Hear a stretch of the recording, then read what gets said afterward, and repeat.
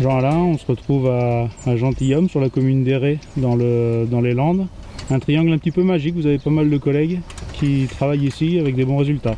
Oui, c'est vrai qu'on est 7 entraîneurs de trotteurs. Bon, il y a aussi les galopeurs, mais bon, je les connais beaucoup moins bien. Bon, il y a Richard Westering avec Timoko. Ça ne sert à rien d'en parler, tout le monde le connaît. Il y a Yves Hurel, Xavier Thielens, Ludovic Delestre, Frédéric Closier. Est-ce qu'on est à 7 là? C'est pour moi en tout cas des gens qui comptent dans le sud-ouest. Est-ce que cette localisation vous a séduit ou est-ce que c'est le site en lui-même qui vous a attiré? D'abord on a trouvé la maison et on a eu un coup de cœur pour la maison parce que c'est une landaise en colombage. Et puis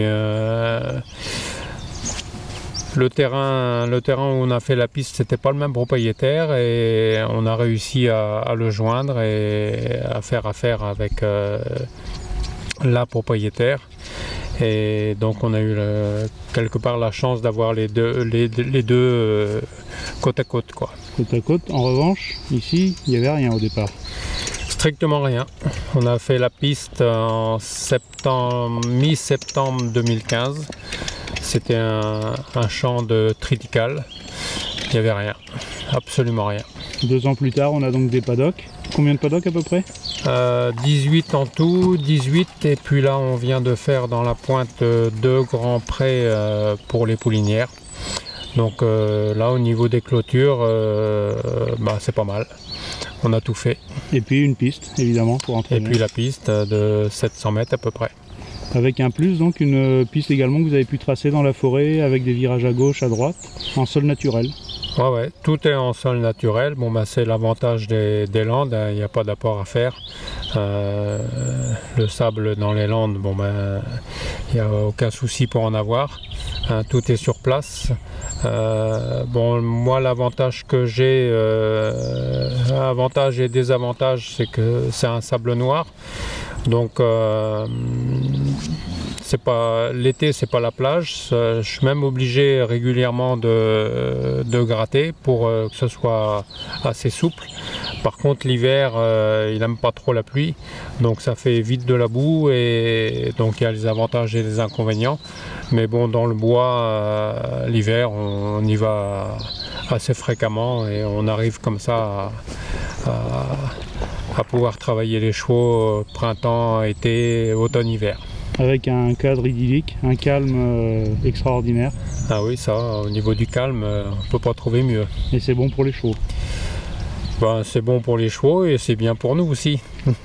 Avec donc, on va passer au résultat avec le fer de lance de l'écurie Brissac, qui a 2 courses dans les jambes maintenant après sa saison de monte. 2 fois deuxième, quels enseignements tirez-vous de ces 2 sorties? Je pense que je l'ai arrêté un petit peu trop longtemps. Je l'ai arrêté 15 jours de plus que chaque année. Parce que bon, il était à Villeréal, donc voilà, j'ai fait un peu le fainéant. Pendant 1 mois et demi, j'ai pas été à le travailler. Et je pense que l'année prochaine, je ferai autrement. Parce que bon, j'ai eu un petit peu de mal à le retrouver à 100%. Et je pense que c'est pour ça qu'il était battu à Toulouse.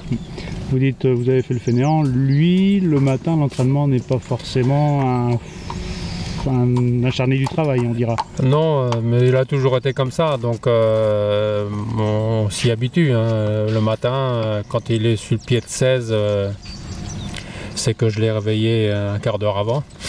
Par contre, en course, il transcende, donc il vaut mieux ça que le contraire, parce qu'il y en a beaucoup qui nous font rêver le matin et l'après-midi, ils veulent parquer, donc je préfère dans ce sens-là. Là, on a pu le voir travailler ce matin, vous le sentez sur la montante? Oui, je pense que les deux courses de Auch et Toulouse nous ont fait beaucoup de bien. Donc là, de toute façon, la prochaine, c'est normalement le Grand Prix du Sud-Ouest.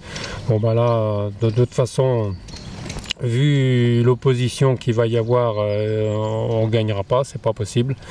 Donc si on est troisième des bons ou quatrième, ce sera déjà une belle performance. Le lot est si relevé que ça, à votre avis, que ça va être compliqué? Oui, en plus, bon, la distance est assez courte, 2004 Autostar, donc c'est pas sa distance de prédilection. Et puis en plus, bon, quand même, il y a Aubryon du Gers, c'est quand même un très très gros morceau. Je pense, à mon avis, il sera imbattable. Du coup, est-ce qu'on s'est déjà projeté dans la suite ou c'est prématuré? Après, de toute façon, j'ai fait pas mal d'engagements sur Vincennes et puis j'en ai quand même 2 à Bordeaux. Les dates, je les ai plus en tête. Je crois que c'est début décembre et fin décembre à Bordeaux. Donc il est possible qu'entre-temps, on aille faire un petit tour à Vincennes. Et la petite idée qui nous trotte tous dans la tête de le voir monter, où est-ce qu'on en est? Bah pour ça, il faudrait que je l'essaie un jour. Il a fait que de la promenade montée, mais c'était encore à l'époque où j'étais au Padouin. Depuis qu'il est ici, on ne l'a jamais monté.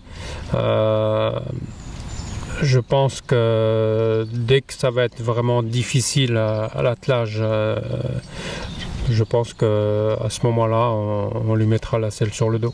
Il a tout pour y réussir avec son modèle, son physique, son action. Oui, mais bon, j'ai toujours peur avec les chevaux montés qu'il y ait un jour une tendinite, donc je repousse au maximum pour éviter ce genre de problème, quoi. Même s'il a des jambes aujourd'hui qui sont nickel, il a des jambes de poulain, donc mais bon, je repousse quand même.